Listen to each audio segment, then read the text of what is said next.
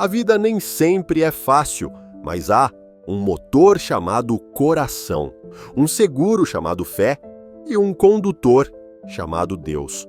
A vida nos apresenta desafios, curvas inesperadas e momentos de incerteza, mas há algo que nos mantém em movimento.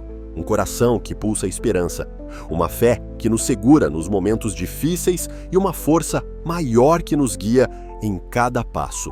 Deus é o condutor dessa jornada, nos lembrando que mesmo nas estradas mais difíceis, nunca estamos sozinhos.